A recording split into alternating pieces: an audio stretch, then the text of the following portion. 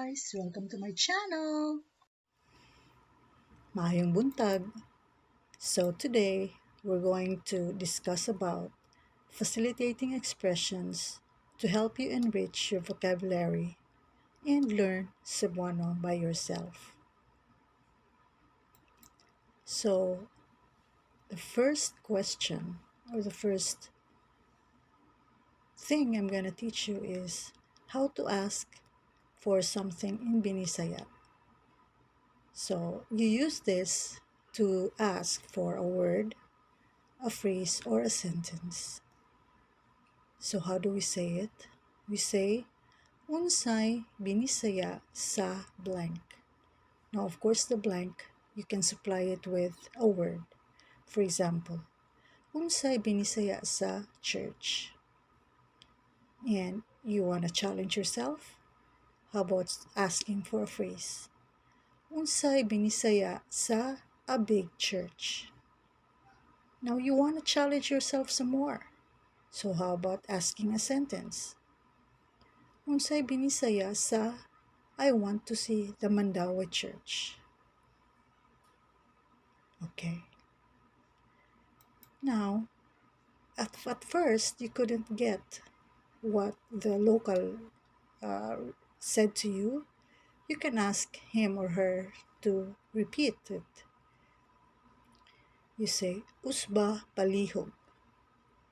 I'm gonna say it slower. Usba palihog. Now, how do you ask someone to repeat what he said? You say, Usba palihog. I'm gonna say it slower. Usba palihog. Now, again, if you still couldn't get it or you want more clarification because the local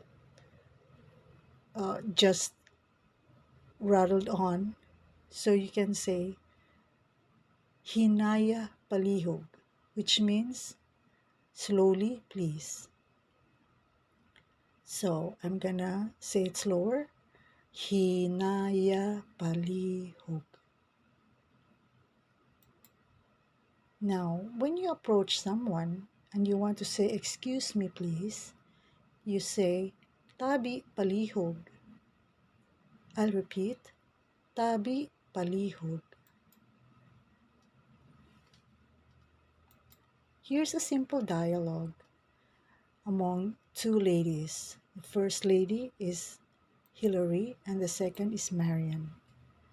So Hillary approaches Marian and says, tabi palihog. And Marian replies, unsay ato? Hillary asked, unsay binisaya sa what is this place called? Marian says, unsay ngalan ining lugara? Hillary says, Hinaya palihog? And Marian goes, unsay ngalan ining lugara?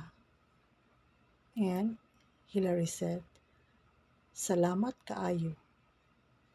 Now, I'm gonna read the entire dialogue. Tabi palihog, unsay ato? Unsay binisaya sa what is this place called? Unsay ngalan ining lugara? Hinaya palihog? Unsay ngalan ining lugara? Salamat kaayo. Sound like a native by using these facilitating expressions, and you enrich your vocabulary as well. When you are a beginner, learning grammar is a secondary goal. Aim in speaking and getting your message across to the locals. Get as many useful expressions as you can and increase your vocabulary.